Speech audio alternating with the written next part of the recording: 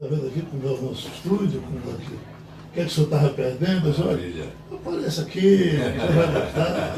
Um prazer enorme estar aqui, Geraldo Você já foi de rádio no Paraná? Eu já fui, quando era estudante, e aí uma emissora de rádio me mandou me entrevistar, eu era presidente do centro acadêmico, e a repórter disse assim, você tem uma voz de rádio, você não quer ir lá trabalhar conosco? Até hoje. Falei, estou pronto. Tá bem até hoje.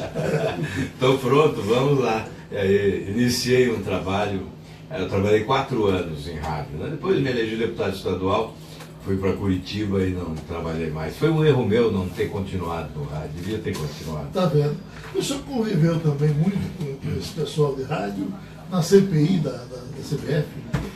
Eu presidi, na verdade havia uma tentativa de se instalar uma CPI de futebol no Senado e era improvável, não se conseguia. E eu resolvi levar a sério isso e conseguimos instalar a CPI do futebol no Senado Federal. E depois desta CPI, além da questão da investigação, das revelações, o jornalista Andrew Jennings, da BBC de Londres, ele escreveu um livro onde ele cita 50 vezes a nossa CPI e ele afirma que a queda da quadrilha da FIFA começou na CPI do futebol do Senado brasileiro. Nós revelamos a existência de uma conta no paraíso fiscal de Ricardo Teixeira, Sanuti, e o Ministério Público da Suíça passou a investigar a partir desta revelação e chegou a essa organização criminosa que estava instalada na FIFA e desmoronou toda essa quadrilha, né, e até hoje nós estamos vendo as consequências. E, além disso, surgiu também na CPI do futebol o Estatuto do Torcedor, que hoje é respeitado aí, e também a Lei de Responsabilidade do Desporto Nacional. Depois disso, eu fui também relator da Lei Pelé, né, da reformulação da Lei Pelé. Então, tivemos uma participação bastante ativa nessa área da legislação do desporto.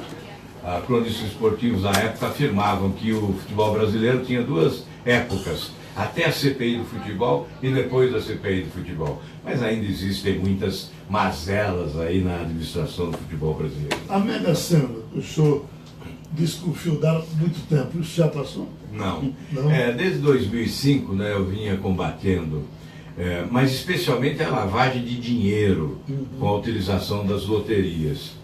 Eu cheguei a denunciar que um cidadão, eu consegui informações sigilosas do COAF, né, e revelei.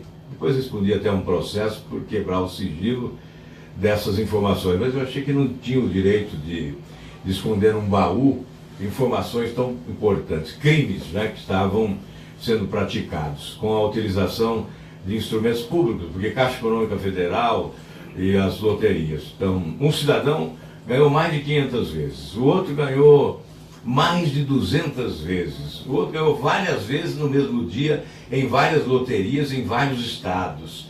Então havia sim um esquema criminoso de lavagem de dinheiro. Nós fizemos a denúncia, houve inquérito, não se revelou nada e mais recentemente um novo inquérito foi instaurado. A delegada da Polícia Federal responsável por esse inquérito esteve em meu gabinete e eu entreguei alguns documentos que eu possuía relativamente a essas denúncias que formulei.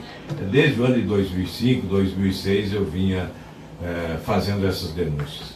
Senador, para soltar o senhor para os meus colegas fazendo as perguntas, os senadores mais contra o corporativismo que a gente tem no Congresso Nacional. Além de ter muitos projetos, poder falar de 200 deles aqui, mas o senhor combateu sempre as chamadas bacias, privilégios. O senhor tem projeto, inclusive, para redução do parlamento. Exato. Eu lhe pergunto, o senhor lhe ajuda ou lhe atrapalha? Eu imagino que a população goste disso, mas me atrapalha no corporativismo. Né? Veja, eu não recebo aposentadoria de ex-governador há 26 anos. Abri mão, o único. Isso significaria hoje mais de 10 milhões de reais na conta bancária. Esses recursos ficaram lá nos cofres do Estado. há 10 anos eu abri mão da verba indenizatória, que é R$15 mil por mês, e mais 5.500 do auxílio moradia. Eu acho que para ter autoridade no discurso, combater privilégios, você tem que abrir mão deles, né? Não basta você combater, é preciso dar o exemplo. E, além disso, eu combato os outros privilégios da legislação.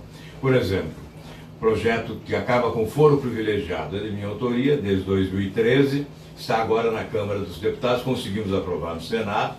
É preciso aprovar na Câmara, é essencial. Nós vamos chegar ao final da Operação Lava Jato com a sensação de impunidade, se não acabarmos com o foro privilegiado, porque ele é o paraíso da impunidade. É um guarda-chuva protetor dos marginais da política. Até agora, não se julgou ninguém no Supremo. Há 3 anos e meio de Operação Lava Jato, ninguém foi julgado no Supremo. Os barões da corrupção estão presos em Curitiba, mas graças à primeira instância, segunda instância. Então, o Supremo Tribunal Federal não é uma corte criminal, só tem 11 ministros. São 54 mil autoridades beneficiadas com o foro privilegiado. Então, é preciso acabar com ele, é preciso pressionar a Câmara para ninguém alterar, nenhuma emenda, porque aí é malandragem, aí é para postergar, né? É para não aprovar em tempo. Aí nós teremos prescrição de muitas das ações. Outras coisas também que nós colocamos, além da redução do número de senadores, deputados federais, estaduais, vereadores, nós estamos propondo lá também alterações na Constituição para eliminar prerrogativas. Por exemplo, essa do Legislativo aprovar ou não a prisão de um parlamentar, tirar da cadeia um parlamentar que foi preso pela Justiça. A outra, para legitimar constitucionalmente a prisão em segunda instância, porque é possível que o Supremo possa rever a jurisprudência. E é muito importante, principalmente para o sucesso da Operação Lava Jato. São duas coisas importantes: a manutenção da prisão em segunda instância e o fim do foro privilegiado.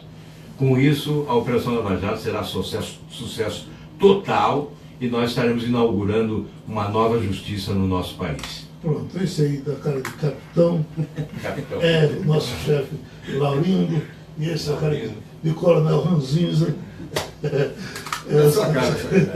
É o Santos. Vamos começar. Senador, deixa eu começar lhe perguntando, o senhor chegou aqui desde ontem, né? Exato, Foi ao jogo do esporte ontem à noite. Subiu o Morro da Conceição. Subiu o Morro da Conceição, mas evidentemente o senhor não veio aqui só para isso. Né? Não, o senhor teve contatos, o senhor teve encontros. E eu queria lhe perguntar exatamente o seguinte: o que é que politicamente lhe interessa em Pernambuco? Com quem o senhor vem conversar? O senhor candidato, um dos poucos já colocados aí, candidatos à presidência da República. E eu queria saber o que lhe interessa e o que lhe interessou e o que continua a lhe interessar em Pernambuco. Com quem o senhor está conversando, com quem o senhor está chegando perto. Eu soube que a sua agenda foi bem movimentada, teve vários nomes de partidos importantes passaram por lá. Eu queria que o senhor falasse um pouquinho sobre isso. O que é que lhe interessa? Além de ir para o jogo do esporte e subir o morro da coisa. Hoje de manhã tivemos um encontro com os movimentos sociais, né, a partir desse movimento Ética e Cidadania. Vários movimentos sociais, OAB e outros, um debate sobre o Brasil.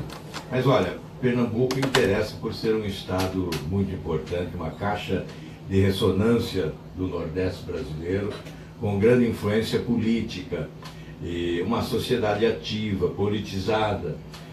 Nós temos aqui os nossos companheiros, está aqui o Teobaldo, que é o líder do Podemos na Câmara dos Deputados, o nosso deputado. Está aqui o Joel, que é deputado estadual. Evidente, nós temos aqui um movimento chamado Podemos. Eu prefiro falar movimento do que partido, né? Porque nós não temos partidos no Brasil. Por isso, eu mudei várias vezes de siglas. Quando me perguntam, você mudou muito de partido? Eu digo, não, de partido eu não mudei nunca. Eu mudei de siglas, procurando um partido que não encontrei até hoje. Agora estou num movimento que pode se tornar um partido, dependendo das pessoas que aderirem a esse projeto de partido que nasce agora sob a égide do movimento chamado Podemos. Então é evidente, nós, em relação à proximidade política com lideranças de Pernambuco, nós transferimos aqui para a direção estadual do nosso movimento, que certamente fará os contatos em função da realidade política local. Da nossa parte, nós queremos essa aderência com a sociedade pernambucana, com esses movimentos ativos, né? Eu creio que está emergindo no inconsciente coletivo esse movimento de mudança no país, exigência de mudança, né? Mudança desse sistema, que é um sistema corrupto, né, que foi instalado em Brasília e foi clonado e transplantado para outros estados e outros municípios. Esse sistema é que tem que ser combatido. Eu prego uma ruptura com esse sistema, uma machadada nesse balcão de negócios, né, para ele acabar de vez, para que a sociedade seja respeitada, com uma relação honesta entre os poderes. Esta, certamente, é a principal proposta que nós trazemos a Pernambuco. Pedir o apoio do povo de Pernambuco para acabar com esse sistema. É a causa da dívida pública enorme, do inchaço do governo, é a principal causa do desemprego, da recessão, do caos na saúde, da violência crescente no país, da falta de apoio para empreendimentos industriais. Tudo isso é consequência de um modelo nefasto que abriu portas para a corrupção e consagrou a incompetência administrativa de forma absoluta. Então precisamos enterrar esse modelo. Ele tem que ser substituído e essa é a nossa principal proposta. Senador, bom dia. Quanto a essa questão, fazendo desdobramento do tema que Laurindo trouxe, a respeito desses contatos, né, com políticos estaduais, um dos nomes, né, que chegou inclusive acompanhando o senhor aqui no estúdio é de Antônio Campos, irmão do falecido ex-governador Eduardo Campos, mudou de partido, saiu do PSB, entrou no Podemos, como o senhor classifica um movimento, né? E o próprio Antônio Campos tem se colocado eventualmente como um candidato a senador pelo Podemos em 2018. Já se especulou muito aqui em Pernambuco sobre a disposição eventual da mãe dele, Ana Raiz, atual ministra do Tribunal de Contas da União, de ser ou não candidata a ser um ator político direto nas eleições de 2018. O que o senhor avalia nesse contexto? É possível que Antônio Campos seja candidato a senador ou que a mãe dele, Ana Raiz, deixe o TCU para atuar diretamente nas eleições? Olha, eu desejo que sim, que a Ana Raiz possa participar ativamente. É um nome de grande respeitabilidade, que tem história e que tem tradição política. Seria certamente valorização do nosso projeto se ela pudesse comparecer e participar ativamente conosco dessa empreitada. Hoje ela tem lá sua empreitada no Tribunal de Contas, inclusive por requerimento meu, há lá um pedido de auditoria na dívida pública que está entregue a ela, que é algo da maior importância, realizar uma auditoria na dívida pública brasileira, para saber que dívida é essa, por que ela foi contraída dessa forma, por que ela vem crescendo tão assustadoramente, não é? Nos últimos anos, principalmente, um crescimento avassalador da dívida. Hoje nós gastamos 52% do orçamento para pagar juros, serviços e encargos da dívida pública. 1.722 bilhões de reais neste ano. Então, ela tem lá um papel importante no Tribunal de Contas, mas sem dúvida seria uma valorização do nosso projeto se ela pudesse participar politicamente. O Antônio Campos também. Isso cabe aqui aos nossos líderes locais, né, essa decisão. Nós respeitamos muito a autonomia, a independência, para as decisões que sejam adotadas aqui terão o nosso respaldo, terão o nosso respeito. Em relação a alianças políticas, eu combato o conluio partidário. Aliás, eu considero as alianças celebradas a partir da ascensão do PT ao governo, foram alianças incríveis, né? Estapafúrdias, extrema esquerda, extrema direita, todos no mesmo balaio, né? Todos no mesmo embornal, né? Mas alianças incríveis, contraditórias, incoerentes, para governar o Brasil. E para sustentar esse modelo promíscuo, na verdade. Foi o governo da cooptação, né? Todos foram cooptados para um sistema de apoio ao governo com base no fisiologismo explícito, né? Então o povo brasileiro sabe já que uma das causas desse fracasso, dessa tragédia, é essa política de alianças exageradas. A soma de facções políticas contraditórias que levaram o país a esse desastre administrativo, porque foram abertas as portas para a corrupção. As comportas para a corrupção também foram abertas. Então nós tivemos esse assalto aos cofres públicos do Brasil, sustentado por uma ampla maioria congressual, que foi cooptada com base na corrupção, no toma lá da cá, na barganha permanente. O bolo fica muito pequeno para tanta gente comer, não é? Então é preciso combater esse sistema promíscuo das alianças a qualquer preço. Então nós não temos essa pretensão de fazer grandes alianças. Queremos aliados aqueles que aceitam esse projeto de ruptura com esse sistema. Senador, complementando, por outro lado, né, se a gente discute de forma frequente os danos do fisiologismo, por outro lado, a gente está caminhando para 2018, neste momento, um cenário muito fragmentado, né? A candidatura do senhor é uma colocada entre várias, no cardápio que tem, segundo a pesquisa da Datafolha divulgada nesse domingo, à frente os nomes de Lula, consolidado em primeiro lugar nas pesquisas para 2018, seja candidato ou não, né? A gente está falando de uma pesquisa, e Bolsonaro por outro lado.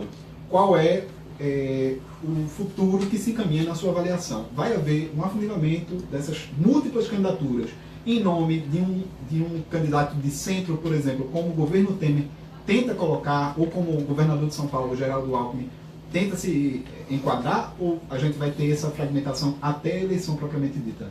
Olha, esse quadro não se sustenta. Há um equívoco na análise dessa pesquisa. Sabe qual devia ser a manchete? A manchete deveria ser: os menos rejeitados são fulano e ciclano. Isso vale.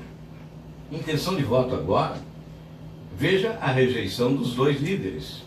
Engole a intenção de voto deles. Ou a manchete deveria ser: Lula e Bolsonaro estão inviabilizados, não se elegem.